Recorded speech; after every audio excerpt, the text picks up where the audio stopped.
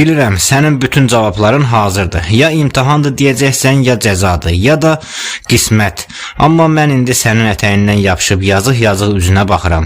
Gözlərimdə qorxu və ağrının o qəribə rəngi var. Mənə indi Allahın əzəməti yox, ilahi bir sığal lazımdır. Mənə Allah olma, mənə qayğıkeş bir insan ol. Mən Allah ola bilmərəm, amma bilirəm ki, Allah istəsə bir insanda zühur edər. Bəzən utanıram Abdullayev, öz dərdimdən şikayət etməyə utanıram. Elə adam var ki, çarəsiz bir xəstəliyin pəncəsində ölümü gözləyir. Çünki sağalmağa bir quru qəpiyi də yoxdur. Ona baxıram və soruşuram, ilahi sən varsansa bu adam niyə bu gündədir? Amma sonra düşünürəm ki, bəlkə də Allah hamıya hər çətinlikdə anındaca kömək etsəydi, bu həyatın nə mənası qalardı? O zaman bu dünya yox, elə cənnət olardı burası. Bu dünya öz çətinliyi, öz həyəcanı ilə dünyadır. Bəlkə də o həmin adamı köməyə möhtac qoyur ki, bizim içimizdəki insanlığı sınağa çəksin. Bəlkə o xəstə adam deyil, bizi imtihan olunan. Bizə yaxşılıq etmək üçün fürsət verir, biz isə kör kimi keçib gedirik. Bunu bilsən də yenə şikayətə başlayıram. Özümü bazardakı dilənçilərə bənzədirəm. Səhərdən axşama qədər onu ver, bunu ver deyə sızıldayıram. Pulsuzluqdan, xəstəlikdən, tənhalıqdan gileylənirəm. Halbuki geriyə baxanda görürəm ki, nə qədər dualarım qəbul olunub, nə qədər qapılar üzümə açılıb. Amma insan nəfsi doymur Abdullayev. Düzdür, xırda-xuruş dualarım qəbul olunub, o qədər də böyük bir dəyişiklik yoxdur. Onu da qeyd edeyim. Və bilirsən ən çox nəyi düşünürəm? Bir gün Allahı görsək, onun Allah olduğunu necə anlayacağıq? Hansı nişanəsindən, hansı baxışından tanıyacağıq onu? Gözlərimiz o əzəmətə tab gətirəcəkmi? Yoxsa qəlbimizdəki o tanışlıq hissinə mi təslim olacaq? Bezmişəm Abdullayev, bu saxtakarlıqdan boğuluram. İnsanlar artıq nəinki bir-birini, Allahı belə istismar eləyirlər. Onu uca bir yaradan kimi deyil, sıxışanda pul çıxardıqları bir bank hesabı kimi görürlər. Ehtiyacları olanda qapısında qul olurlar. Ehtiyacları bitəndə isə üzünə də baxmırlar. Bax, bəşəriyyət onu beləcə addım-addım təqaüdə göndərir. Çünki elm və texnologiya gəldikcə, inkişaf etdikcə insanların möcüzələrə olan ehtiyacı ölür. Əvvəllər onu ucaldan bizim çarəsizliyimiz idi. İndi o çarəsizlik azaldıqca Allah da bizim gözümüzdə qocalır, güzdən düşür və yavaş-yavaş arxada gömülür. Bəli, biz onu özümüz pensiyaya çıxarırıq. O getmək istəmir Abdullayev. O hələ də bizə pıçıldayır ki, mən hələ də sizin Allahınızam. Mən hələ bitməmişəm. Amma biz o təkəbbürlü bəşər övladı onun üzünə dik baxıb deyirik. Artıq qocalmısan, dünya cavanlaşıb. Biz cavanlaşmışıq. Sənin qədim qaydalarına artıq yerimiz yoxdur. Biz öz atamızı qocalar evinə atırmış kimi onu da öz dünyamızdan qovuruq. Siz o dülgəri tanıyırsınızmı Abdullayev? Bir zamanlar o balaca qaranlıq emalatxanasında qəpik quruş üçün alın təri tökərdi. O vaxtlar taxtanın qoxusu onun nəfəsi, yonqar tozları isə ruzisi idi. Amma sonra varlandı. İndi aristokrat məclislərində əlində şərab qədəhi fəlsəfə satır. Kart oynayır, dünyanı idarə etməkdən dəm vurur. Emalatxanasına isə ancaq ruhu sıxılanda biraz başımı qatım deyə, sanki bir əyləncə yerinə gəlirmiş kimi baş çəkir. Heç vaxt demir ki, mən bura möhtac idim. Bax, bizim Allaha münasibətimiz də həmin o dülgərin o köhnə emalatxanasına etdiyi münasibəti kimidir. Allah bizim üçün ancaq ruhi sarsıntılarda, cibimiz boşalanda, çarəsiz qalanda Allah olur. Tox olanda isə o sadəcə uzaq bir xatirə, hərdən bir yad edilən bir fəlsəfədir. İndi soruşuram, ilahi, biz mi bu qədər vəfasızıq, yoxsa sənin insan üzərindəki sütunların bu qədər zəif təməl üzərində qurulub? Niyə səni tanımaq üçün mütləq ac qalmalıyıq? Niyə sənin varlığın ancaq bizim yoxluğumuzda bu qədər parıldayır? Axı niyə Pərverdigara? Niyə sənin varlığın bizim yoxluğumuzda gözə çarpır? Biz varlandıqca sən solursan. Bizim bəndəliyimiz ancaq ehtiyacımız qədərdirmi? Sən bizi bu qədərmi aşağı gördün ki, bizi bir neçə rubulla sınağa çəkirsən? Məgər sən deməmişdinmi ki, şeytanı insana təzim edəcək qədər şeytanı insana təzim etdirəcəksən ki, insan ondan da daha üstün varlıqdır. Axı belə üstünlük olmaz. Əgər o məlum mənə təzim edəcəkdirsə, indi mən necə olur ki, ciblərimdəki Bir neçə rubla görə, bir neçə rubulla dolanda səni unuduram. Bu nə rəzalətdir ilahi. İnsanın maaşı bir neçə rubl artanda sənin onun qəlbindəki dəyərin niyə bu qədər aşağı düşür? Biz bu qədərmi ucuzuq? Bizim imanımız bir qarın toxluğa, biraz rahatlığa satılacaq qədərmi zəifdir? Niyə özünü belə xırda-xuruş şeylərlə sınağa çəkirsən bizim qəlbimizdə? Bəli, sən bizi şöhrətlə, sevgi ilə, can sağlığı ilə də imtahan edərsən. Amma ən azınacaqlısı elə bu qəpik quruş imtahanıdır. Çünki biz səni ən uca zirvələrdə deyil, ən aşağı ehtiyaclarda itiririk. Bu sənin yaratdığın o uca insanın yox, bizim içimizdəki o kiçik cılız varlığın iflasıdır. İndi bəlkə də mənə deyəcəksən ki, görün nə qədər alçaqsınız ki, bir neçə rubla görə məni satırsınız. Amma mən də səndən soruşuram ilahi, sən özünə necə qıyırsan, necə razı olursan ki, sənin o sonsuz əzəmətin, o uca dəyərin cəmi bir neçə rublun içində boğulub unudulsun. Sən öz ucalığını bu qədərmi ucuz qiymətə qurban verirsən? Və bir də şeytan, deyirlər o məlun sənə 6000 il ibadət edib. Sən indi vicdanla de ilahi, bu şeytana qarşı bir haqsızlıq deyilmi? Bir neçə rubla yoldan çıxan, cibinə 3-5 qəpik girən kimi səni tanımayan bu cılız varlığın qarşısında o cür nəhəng bir iradəyə, o cür uzun müddətli bir ibadətə sahib olanı baş əyməyə məcbur etməyi nə dərəcədə ədalətlidir. 6000 illik ibadət, bir sadiqliyi 2 rubulluq bir xəyanətə təzim etdirmək. Bu heç mənə çatmır. Bu rəzalət deyilmi Pərverdigara? Sən bəşəriyyəti çox mu uca gördün? Yoxsa bizi yaratmaqla ən böyük sirri özündə mi gizlətdin? İndi bəlkə mənə deyəcəksən ki, manav, həyasızlıq eləmə, amma mən deyirəm ki, ilahi, saxta mələkdənsə həqiqi şeytan 1000 dəfə yaxşıdır. Çünki şeytan sadəcə azdırır. Amma o maskalı mələklər adamı ruhən öldürür. Mənim bu həyasızlığım əslində bir fəryaddır. Maskamı cırıb atmağımdır. Bir adam həddindən artıq ədəblidirsə mən ondan qorxuram Abdullayev. Çünki o ədəb deyil, üzünə yapışmış maskadır. O maska onun ətinə elə keçib ki, artıq öz həqiqi simasını unudub. Amma mən artıq bu maskanı saxlaya bilmirəm ilahi. Mən səninliyəm. O yalancı səmimiyyəti olan adamları mənim gözümə soxma. Onları mənimlə sənin arana buraxma. Mən indi sənin qarşında sadəcə bir uşağam. Atasını çağıran bir uşaq. Hansı məlunun həddidir ki, uşaqla atasının arasına girsin? Kimin haqqı var mənə mane olsun? Səsini çıxart Pərverdigara, öz səsini elə uzat ki, mənim sözümü kəsən o saxtakarların hamısının ağzı yumulsun. Qoyma aramıza kimsə girsin. Bu, mənim sənə gələn ən çılpaq yolumdur. Bəlkə də məndən zəhlən gedir ilahi. Deyirsən ki, bu məlun bəndiyə bax. Şeytanı təmizə çıxarır, onun tərəfini tutur. Amma bax mənə, bu qədər mənəvi sıxıntı, bu qədər qorxulu düşüncələr, ruhumu gəmirən o qara senarilər. Mən kimə deyim dərdimi? Kim məni anlayar? Anlayan kömək edə bilərmi? Kömək etmək istəyənin buna gücü çatarmı? Artıq nə bir peyğəmbər var, nə də bir imam. Mən indi hansı vəlinin ayağına düşüm, kimdən imdad diləyim?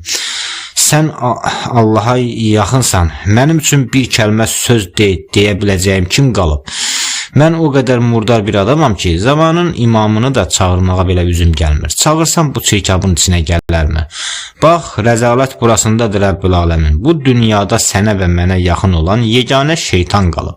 Çünki sən belə artıq insanın şuurunda sadəcə mexaniki bir vərdişə çevrilmişsən. Dilimiz səni deyir, amma ruhumuz səni hiss etmir. İndi mən başımı haranın daşına çırpım. Bu ağrı dinmir axı ilahi. Bu can sıxıntısı məni içimdən yiyib bitirir. Bilirəm ilahi, sənə söz çatdırmaq olmaz. Nə desəm sənin mütləq bir məntiqi cavabın var. İstənilən sualıma Qurandan bir ayə, kainatdan bir nişanə göstərərsən. Amma ilahi, anlamırsanmı? Ağrıyan adama məntiq, teologiya, hikmətli kəlamlar işləmir. Ağrıyan adama səbr elə savabdır demək nəyə yarayar? Ağrıyan adama ancaq şəfa işləyir, ancaq məlhəm lazımdır. Sənin cavabların sənin sonsuz müdriklüyündən, sənin ucalığından gəlir. Mənim bu acı suallarım isə, mənim suallarım cahilliyimdən, bilməməzliyimdən və daxili fiziki ağrılarımdan doğur. Sən mənə yuxarıdan baxıb nizam görürsən, mən isə aşağıdan baxıb əzab çəkirəm. Gəl ilahi, gəl mənim bu cahil suallarıma, sənin o müdrik cavabların ikisi də birləşsin. Gəl mənim ağrımla sənin şəfan bir nöqtədə qovuşsun ki, orada həqiqət doğulsun. Məni uzaqdan idarə eləmə, mənim ağrıma şərik ol. Və bəlkə də məndən zəhlən gedir ilahi. Deyirsən ki, bu məlun bəndiyə bax, şeytanı təmizə çıxarır, onun tərəfini tutur. Amma bax mənə, bu qədər mənəvi sıxıntı, bu qədər qorxulu düşüncələr, ruhumu gəmirən o qara senarilər. Mən kimə deyim axı dərdimi? Kim məni anlayar? Anlayan kömək edə bilərmi? Kömək etmək istəyənin buna gücü çatarmı? Artıq nə bir peyğəmbər var, nə də bir imam. Mən indi hansı vəlinin ayağına düşüm, kimdən imdad diləyim? Sən Allaha yaxınsan, mənim üçün bir kəlmə söz deyə biləcəyim kim qalıb? Mən o qədər murdar bir adamam ki, zamanın imamını belə çağırmağa belə üzüm gəlmir. Çağırsam bu çirkabın içinə gələrmi? De mənə ilahi, hansı həkim mənə dərman tapar, hansı söz məni rahatladar, hansı pul məni bu quyudan xilas eləyər, hansı kitabın vərəqləri məni qurtarar, məni bircə söz qurtarar ilahi, sənin gəlib bircə kəlmə rahat ol deməyin, bircə dəfə de ki, hər şey mənim əlimdədir, sənin üçün nə yoxluq var, nə aclıq, nə ölüm, nə də o dəhşətli qorxu. Mən ki Allaham, deyirəm ki qorxma, mən varam, mən səninləyəm, yaratdığım hər şey sənə qurbandır, tək ki sənə xoş olsun. Sən necə istəsən elə də olacaq. Sıxılma, ağlama, darıxma. Mən razı olaram mı sənə bir bəla gəlsin? Nə istəsən verəcəm, nəyi istəsən aradan götürəcəm. İstəyirəm ki sonra gəlib məni qucaqlayasan, uşaq kimi, gözümün yaşını sən siləsən, məni sən təskin eləyəsən. Axı mən bezmişəm başqalarının yad, soyuq səslərini eşitməkdən. Bir dəfə sənin öz səsini, öz sözünü eşitsəm dünyamı dağılar. Günah mı olar? Dünyanın malını istəyənlər onu yırtır, talayır, hər şeyi götürürlər. Mən isə sadəcə bu sarsıntılı, çətin məqamlarımda sənin ətəyindən tutub sürünmək istəyirəm ilahi, çoxmu istəyirəm? Mənə ilahi, orada dayan, əgər desən ki, ərş belə, filan belə, mənə ərşdən, göyün 7-ci qatından, o bərbəzəkli taxtdan, o əzəmətdən danışma. Mən bu rayon yerində, bu ağ şoranlığın içində, divarları başıma uçan çürük bir daxmada yaşayıram. Bu uçuq damın altında mənə ərş söhbəti eləmə. Mənim o ucalıqlar haqqında heç bir anlayışım yoxdur. Mənim günüm, mənim dünyam bir neçə rubuldur. Vəssalam, düş mənim yanıma ilahi, düş aşağı, mənə mələklərin saflığından bəhs eləmə. Mənim yanımda ancaq sən yöndəmsizsən, sən axmağın birisən, deyən, üzümə gülüb dalımca danışan alçaqlar var. Mən hardan bilim mələklərin yanında Allah olmaq nədir? Mən sənin yanına qalxa bilmərəm. Ayağım palçıqdır, ruhum da sınıqdır. Amma sən istəsən mənim yanıma düşə bilərsən. Biz o qədər kütləşmişik ki, bizə artıq kitablar kifayət eləmir. Sənin kitablarını konstitusiya kimi istifadə edirlər. Hamı maddələrə üzdə əməl edir. Amma gizlində hamı sənin əksinə gedir. Bizə kağız yox, sən lazımsan. Baxıram bu insanlara ilahi, hamısı bir neçə rubulun hərsidir. Amma məsələ o pulun azlığında, çoxluğunda deyil. Məsələ odur ki, biz o bir neçə rubula görə hansı günahı boynumuza götürürük? Sən deyirsən ki, qul haqqı yemə. Ən böyük günah da eləmə. Amma bax, biri mənim 3-5 rublumu vermədi. O adam sənin o böyük dediyin günahı cəmi 3-5 rubla satın aldı. Biz hər gün fərqli qiymətlərə günahlar eləyirik. İlahi, birimiz 10 rubla yalan danışırıq, birimiz 100 rubla dostumuzu satırıq. Birimiz də bir qədər daha çox rubla səni unuduruq. Sənin qatında böyük-kiçik dediyin o günahların bu dünyada konkret qiyməti var. Biz zaman ruhumuzu müxtəlif rubullar qarşılığında hərrəca çıxarırıq. Ucuzdur ilahi, çox ucuzdur. Sən bizə qiymətli bəndəm deyirsən, amma biz özümüzü bir günlük dolanışığın qiymətinə satırıq. Biri deyir özünü yığışdır, yoxsa Allah baba əsəbləşər.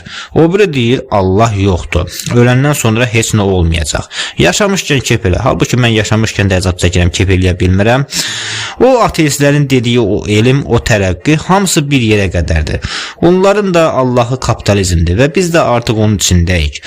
Bir vaxtlar həkimlər də şəfa verirdi. İndi isə biznesmenə çevriləcəklər. Soruşuram o insanlardan, sizin o kapitalizminizdə əzilənlərin halı necə olacaq?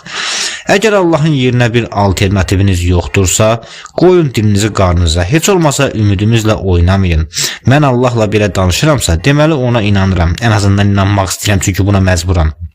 Amma mən Allahın o qorxulu dindarların dediyi kimi olmasından da qorxuram. Əgər elədirsə, onda daş düşdü başımıza.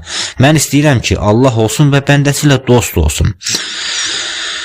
Abdullayev, bu dünyada indi hər şeyin zayını çıxarırlar.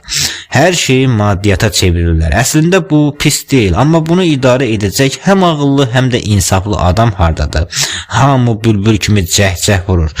Amma o bülbüllərdə də, şaxta da, boranda da olmurlar Abdullayev. Nə qədər ki bağça güllü çiçəklidir, bülbül çoxdur. Elə ki soyuq düşdü, hər şey yoxa çıxır, uçub gedirlər. Mən həmişə başqalarına görə yaşadım, amma heç kim mənə görə yaşamadı, ölmədi də. Hamımız bir quyruğa düzülmüş domino daşlarıyıq.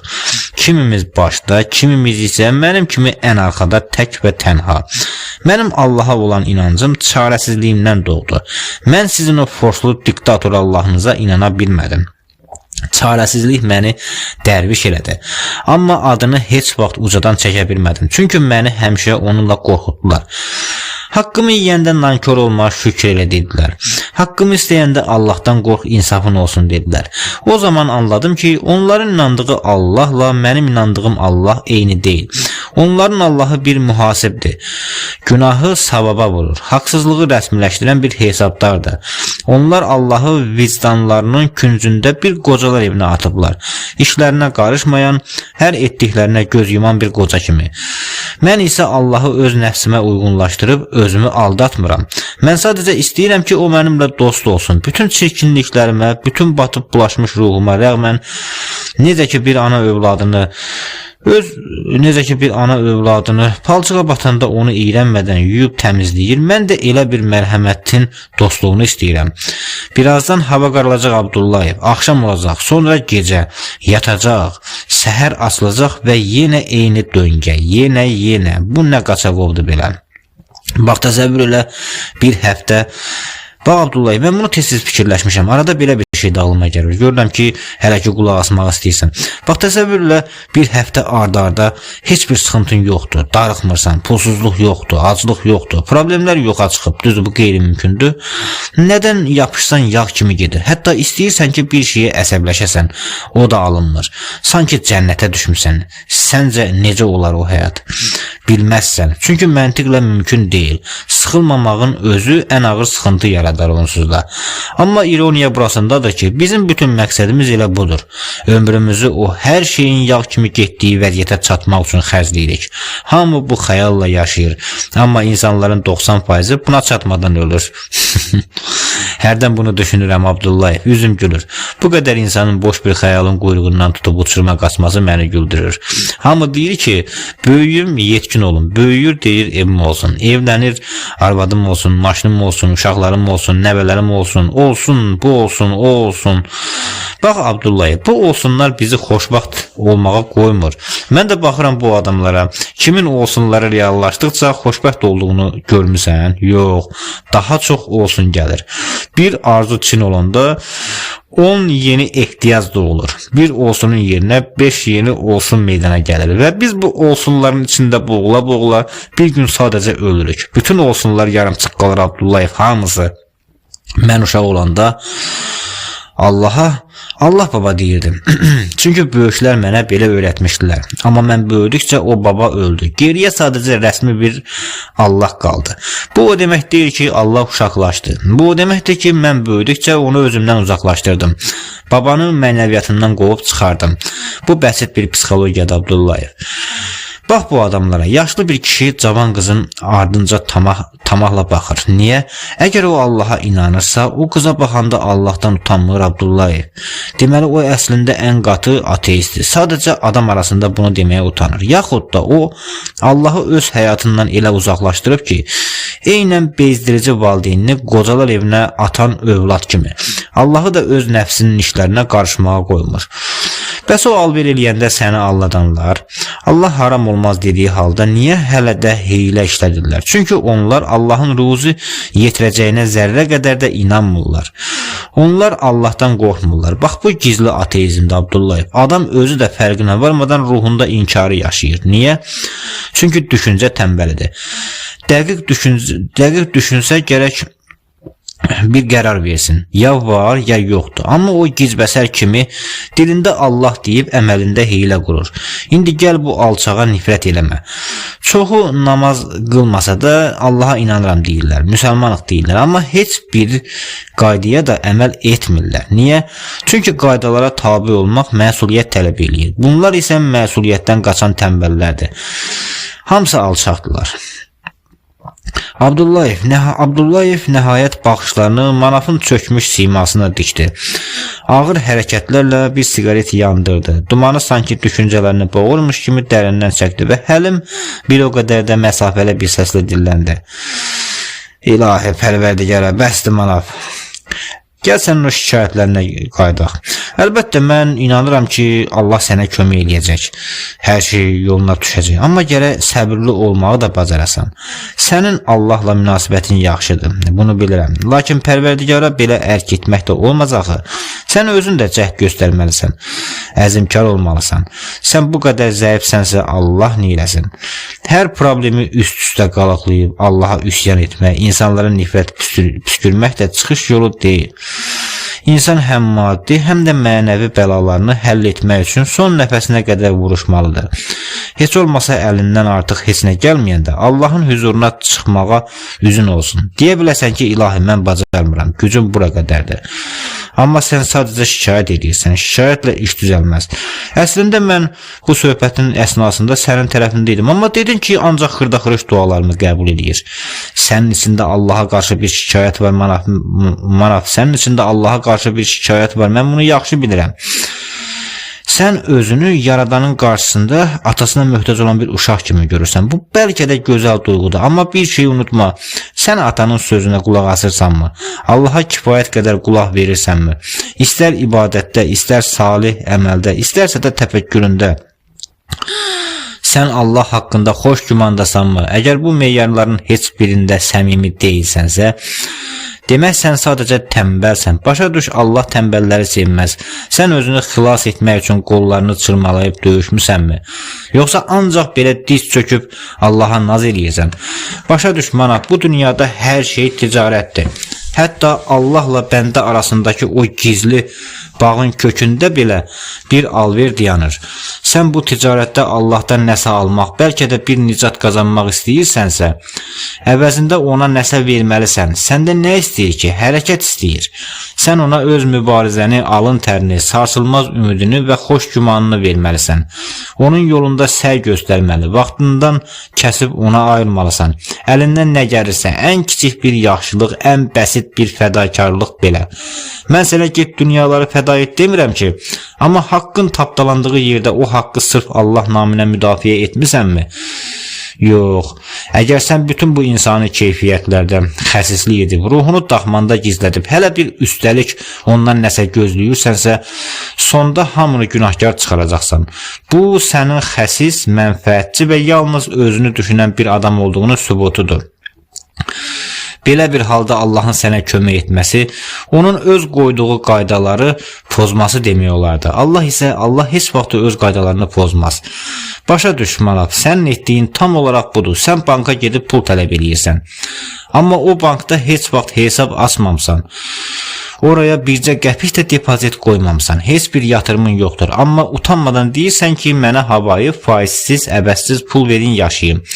İndi bəlkə mənə etiraz edib deyəcəksən ki, Allah bankir deyil, düzdür deyil. Amma Allahın da dəyişməz bir qanunu var. Səndən hərəkət olmalıdır. Sənsə hərəkət etmirsən. Sən sadəcə şikayət edirsən. Hərəkətin olmadığı yerdə bütün şikayətlərin də haqsızdır. Haqsız şikayət isə heç vaxt qəbul olunmur. Əziz dostum, sən Allahın huzuruna boş əllərlə gəlib dolu bir xəzinə tələb eləyən bir dilənçisən. Amma bu dərgahda dilənçilərə yox, döyüşçülərə pay düşür. Sənin kimi bir tənbələ bu qədər naşükür və haqsız yerə şikayət edən bir adama Allahın kömək etməsi, bu hər şeydən əvvəl ədalətsizlikdir. Bəli, səhv eşitmədin. Gecəsini gündüzünə qatan, zəhmət çəkən, hər nəfəsində şükür edən o qədər insan varkən, Allahın sənə əl uzatması o insanlara qarşı təhqirdir. Sən istəyirsən ki, Allah öz ədalətini sənin tənbəlliyinə qurban versin. Sən istəyirsən ki, heç bir bədəl ödəmədən ən uca lütfü alasan. Bu sadəcə imkansız deyil, bu həm də haramdır. Sən Sənin bu qədər haqsız sızlamaların Allahın qatında heç bir dəyər kəsb etmir əziz dostum. Sənə rəhm etmək kainatın nizamını pozmaq deməkdir. İlahi Abdullayev, nəhayət ki dilin açıldı. Elə bilirdim bu bütpərəst sükutun içində lal olub qalmısan. İndi belə çıxır ki, Allahın mənə kömək etməməsi onun uca ədalətindən irəli gəlir. Yaxşı, qoy sənin dediyin olsun. Amma bir şeyi unutma. Adətən oğrular iki cür olur. Biri var, tamahına əsir olub mağazanı qarət edən, kefi üçün yaşayan, işləmək istəməyən oğru. Onu həbs eləyirlər, çünki o cinayətkardır. Biri də var ki, evində uşağını aparmağa bir tikə çörəyi olmayan, əlacsızlıqdan o çörəyi gizlicə uğurlamağa çalışan adam. Ədalətli cəmiyyətdə çörək uğrusunu həbsə atmazlar Abdullayev. Çünki onun cinayəti tamahdan yox, məhrumiyyətdən doğub. Əksinə ona daha çox çörək verirlər, əlindən tutub cəmiyyətə qaytarırlar. Çörək uğurluğunda bəşəri ədalət məhkəməsi sınır. Söz bitir. Çörək uğrusuna əl uzatmaq əvəzinə ona adi cinayətkar kimi zindana atmaq ədalət deyil. Bu birbaşa faşizmdir. Başa düşürsənmi? Mən o çörək uğrusuyam. Əgər mənə kömək olunmasa öləcəyəm. Sənin o ədalətli Allahın bu ölümü seyr edəcək qədər zalimdirmi? İlahi Abdullayev, hətta bu qüsurlu yer üzündə belə çörək uğurlarına rəhm eləyirlər. Hətta bir adam başqasını öldürəndə belə ədalət dərhal dar ağacı qurmur. İstintaqla məhkəmədə onun ağlının yerində olub olmadığını yoxlayırlar. Əgər dəlidirsə, xəstədirsə, anlaqsız vəziyyətdə cinayət törədibsə, onu zindana yox müalicəyə göndərirlər. Çünki insan ədaləti bilir ki, şuurun qaranlıq olduğu yerdə günah yoxdur. İndi mənə de, məgər sənin Allahın bu qədər soyuq, bu qədər hesabçıdır, məgər onun yaratdığı bəndələr qədər ədaləti yoxdur? Bu necə bir sistemdir Abdullayev? Sən mənə elə bir Allah təsvir eləyirsən ki, o insanın çarəsizliyini, ruhunun fəryadını görmür. Sadəcə quru hesab kitaba baxır. Əgər Allah bəşəri mərhəmətdən də daha aşağı bir ədalət səviyyəsindədirsə, onda biz kimə sığınırıq? Bax, Manaf, mən demirəm ki, Allah insan qədər ədalətli deyil. Əsla, Allah mütləq mərhəmət və sonsuz ədalət sahibidir. Sadəcə gəl əyri oturaq düz danışaq. İstər Quranda, istərsə də digər müqəddəs kitablarda tək bir həqiqətdən bəhs olunur. İmtahan və fitnə. Bu imtahan həm maddi, həm də mənəvi varlığımızın hər zərrəsindədir. İmtahanda isə sən bütün gücünü, var yoxunu ortaya qoymalısan. Bəzən sənə heç nə verilməz, bəzən olanını da əlindən alarlar. Bax, elə imtihanın özü budur. Sən Quranı Allahın kəlamı kimi qəbul eləyirsənsə, orada yazılanları da görməlisən.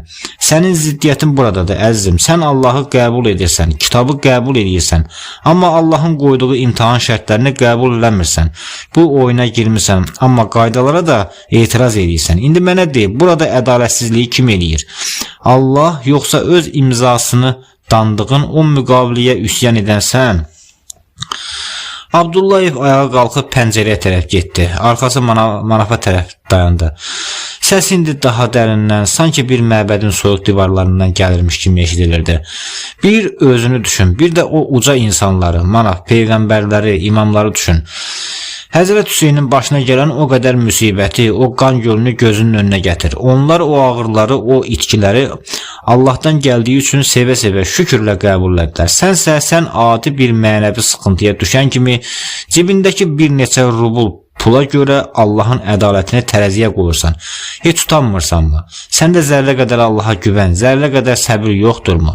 Sən öz kiçik ehtiyaclarını kainatın yaradanından üstün tutursan. Sənin imanın bir cibi boşalınca bitən o saxta dualardan ibarətdir. Manafın gözləri dolmuşdu, amma bu acizlikdən yox, anlamamağın verdiyi o böyük kədərdən idi. Səsi titriyə-titriyə hər kəlməni Abdullayevin üzünə bir etiraf kimi çırpdı. Aman Allah, sən mənə səbir ver. Başa düş Abdullayev, mən Həzrət Hüseyin deyiləm. O möhtərəm Həzrəti Əlinin oğluydu, peyğəmbər nəvəsi idi. O bu dünyada cənnəti görən, şəhadəti qurtuluş sayan bir ucalıq idi. Vəzifə nə qədər böyükdürsə, yük də, məsuliyyət də o qədər ağır olur. Onun çiynindəki yük kainatın yükü idi. Mənimki isə, mən Həzrət Hüseyin deyiləm Abdullayev, mən bir həşəratam. Adi adamlardan da adi bir adamam. Nə mələkləri görən bəsirətim var, nə də o ilahi sükutum. Mənim vəzifəm hər gün o yekəqarın qalstuklu müdirin yanına gedib onun mənə atdığı bir neçə rubulla ailəmi süründürməkdir. Mən ailəmi dolandırmıram. Mən onları da özümlə bərabər bu həyatın tozunda süründürürəm. Sən necə məni o müqəddəs zatlarla müqayisə edə bilərsən? Sənin bu müqayisən haqsızlıqdır, Abdullayev. Bu ədalət yox, mənəvi cəllatlıqdır. Qurban olaram Allahına da, peyğəmbərinə də, imamına da. Kaş biri sağ olaydı, gedib qapılarında it olardım. Amma yoxdular, Abdullayev. Allah hamısını apardı. Yerdə isə sənin kimi şuursuz, quru məntiqli, ürəyi ət yox, hesablama maşını kimi işləyən adamlar qaldı. Adamı yandıran da budur. Bu adamların əlindən Allahın qanunları da işləmir. Çünki Allah vasitəçi ilə köməkdən, əməl-i salih bəndədən danışır. İndi mənə de, hardadır o adamlar? Nəinki maddi, heç mənəvi kömək edəcək bir nəfər Allah adamı da yoxdur mənim ətrafımda. Hamı hesablama aparatı kimidir. Bir sistemin rəiyyəti, nümayəndəsi, canlı nümunəsi yoxdursa, o sistemin qanunun necə işləsin? Peyğəmbər yox, imam yox, indi mənə deyir ki, mənim qanunuma əməl et. İlahi, sənin qaydalarına boyun əymək bu qədər sahibsizliyin içində bircə mənə mi qaldı? Mən bu qaranlıqda yolu necə tanıyım? Bu nəyə bənzəyir bilirsən, Abdullayev? Sanki bir dövlətin bütün rəhbərliyi, generalları, zabitləri qaçıb, meydanda bircə dənə sıravi əskər qalıb. Xalq da gəlib o yazıq əskərin yaxasından yapışır ki, tez elə dövlətə bərpa elə. Axı o əskər kimdən məsləhət alsın? Onun bir manqa komandiri belə yoxdur. İndi sən gəl çıx bu işin içindən. Niyə Allah artıq peyğəmbər, imam göndərmir? Hə? Bəlkə də baxdı gördü ki, bizdən adam olmaz, buraxdı bizi başlı başına. Bəlkə də o mütləq zəka sadəcə bir kometanın gəlib, hər şeyi bir dəfəlik həll edəcək günü gözləyir. Çünki bu qədər xarabazarlığı nə bir əskər düzəldə bilər, nə də sənin o quru hesab kitabın. Bu nəyə bənzəyir bilirsən, Abdullayev? Sanki bir dövlətin bütün rəhbərliyi, generalları, zabitləri qaçıb, meydanda bircə dənə sıravi əskər qalıb. Xalq da gəlib o yazıq əskərin yaxasından yapışır ki, tez elə dövlətə bərpa elə. Axı o əskər kimdən məsləhət alsın? Onun bircə manqa komandiri belə yoxdur. İndi sən gəl çıx bu işin içindən. Abdullayev stoluna söykənib, soyuq bir gülümsəmə ilə Manafın gözlərinin içinə baxdı. Bax, söhbətimizin az əvvəlində dedin ki, Allaha olmalı olduğu üçün inanırsan. Yəni, əslində sən tam inanmırsan, sadəcə buna ehtiyacın var. Sənin inancın sadəcə bir sığınacaq axtarışıdır. Əgər bu dəqiqə kimsə çıxıb sənin bütün maddi və mənəvi ehtiyaclarını ödəsə, Allahın varlığı sənin üçün heç bir əhəmiyyət kəsb etməyəcək. Axı, əslində Allah sənin gözündə yoxdur, Manaf. Sadəcə işin düşüb ona. Məcbursan ona inanmağa. Bu səmimiyyət deyil əzizim. Bu sadəcə ödənilməsini gözlədiyin bir borcdur. Ehtiyacın ödənilsə, inancın da bitər. İndi mənə de, niyə ancaq ehtiyacın olanda xatırladığın, ancaq darda qalanda var etdiyin o Allah sənə kömək etməlidir? Axı, sıxıntın olmasa sənin dünyanda Allah da olmayacaq. Əgər indi desən ki, Allah özü məni ehtiyaclı yaradıb, bu cavabın keçməyəcək, Manaf. Çünki Allah təkcə ehtiyac deyil, həm də sevgi və iman istəyir. Özün düşün, bir dostun var, ancaq işi düşəndə səni axtarır, ancaq ehtiyacı olanda qapını döyür. Başqa vaxtsa yadına düşmürsən. O sənin üçün dostdurmu? Yox, sadəcə işbazdır. Bir-iki dəfə kömək edərsən, vəssalam, əlaqən soyuyar. Sənin 35 yaşın var, Manaf. Bu qədər il ərzində Allah sənin üçün Sənin 45 yaşın var, Manaf. Bu qədər il ərzində Allah sənin üçün Allah olmayıb. Sadəcə bir sosial müdafiə bürosu olub. Az əvvəl dedin ki, insanlar Allahın qanunlarını bir neçə rubla satırlar. Bəs sənin üçün Allahın dəyəri sadəcə mənəvi və maddi sıxıntının ölçüsü qədərdir. 10 illərdir Allah səni qorudu, sənə nəfəs verdi. Amma görünür sən onun dəyərini, o ehtiyaclarından bir qarış belə yuxarı qaldırmadın. İndi gəlib o yuxarı qaldırmadığın səviyyədə ilişib qalmısan. İndi mənə de, Sənin bu mənfəət dolu duaların hansı göyə çatsın? Əzizim, sən bəlkə də heç onun varlığına inanmırsan. Sənin bu kömək istəməyin əslində varlığından tam əmin olmadığın birindən nəsə qoparmaq cəhdidir. Allahın üzünə qapı açmayan sənsən. Manaf o deyil. Tam inancın yoxdur, tam sevgin yoxdur, amma tamam kamal kömək istəyirsən. O səndən Hüseyn olmağını istəmir. O səndən sadəcə səmimi bir iman, təmənnasız bir sevgi istəyir. Sən ona sadəcə ehtiyacına qarşılıq verən sosial xidmət gözü ilə baxırsan. Sən öz qapını içərdən bağlayıb bayırdakı günəşi işıq verməməkdə günahlandırırsan. İndi de mənə, sən bu qədər qeyri-səmimiyyətlə hansı möcüzəni gözləyirsən? Bağışla Manaf, amma sən Allaha yox, bir metafizik sığorta şirkətinə inanırsan. Sən tamamilə dünyəvi adamsan. Sən sadəcə başın dara düşəndə ödəniş almaq istəyən bir müştərisən. Amma qeybdən kömək gözləyirsənsə, o qeybə inanmalı, ona hörmətin təmənnasız sevgin olmalıdır. Əzizim, sən sığorta haqqını ödəmədən, hətta şirkətin varlığına şübhə edək də təzminat tələb edirsən. Bu inanc deyil, bu mənəvi fırıldaqçılıqdır. Manaf acı bir gülüşlə başını buladı. Gözlərini Abdullayevin o buz kimi baxışlarına dikdi. Düz deyirsən Abdullayev, mən Allaha ehtiyacım olduğu üçün inanıram. Ehtiyacım olmasa bəlkə də heç inanmazdım. Amma bir dayan, mənim niyə Allaha möhtac olduğumu heç düşündünmü? Bu qədər din kitabının, bu qədər Allaha inanıram deyən insanın içindən bircə dənə adam tapılmadı mı ki, mən məcbur qalıb qeybdən kömək istəyim? Bizim ölkədə ateist tapmaq çətindir. Hamı dindar olmasa da, hamı Allaha inandığını deyir. Hamı müsəlman olduğunu deyir. Yenə də deyirəm bunu. Bəs bu qədər inananın olduğu yerdə Manaf niyə təhdir? Mənim Allahdan kömək istəməyim mənim yox, bu insanların biabırçılığıdır. İnsanlar yaxşı olsaydı, heç mən də ona möhtac qalmazdım. İnsanlar da onun bəndələrdir mənim kimi. Qoy o insanlar utansın ki, aralarındakı zəiflər onlardan ümidini kəsib, gözünü göyə tikiblər. Allah utansın bu cür nankör, xeyirsiz bəndələrinə görə. Maddi və ya mənəvi bircə nəfərdə çıxmadı mı ki, mənə vasitə olsun? Mənim kimi inancı zəif bir adamı qeybə möhtac etdiniz. Əslində bu qədər qanun qaydanın, bu qədər insanın olduğu yerdə mənim Allahdan kömək istəməyim elə ətrafımdakı insanların biabırçılığıdır. Bəli, insan Allaha sevgi ilə bağlanar, o ayrı. Amma mənim kimi ruhu sarsılan adam, ay Allah düş yerə kömək elə deyə qışqırırsa, qoy özünü insan adlandıran hər kəs yerin dibinə girsin. Və bu qədər insanın ağası olan Allah, o niyə baxır? Bir də ki, Abdullayev, Allah özü deməyibmi ki, heç günah etməyəndənsə günah edib tövbə edən daha yaxşıdır.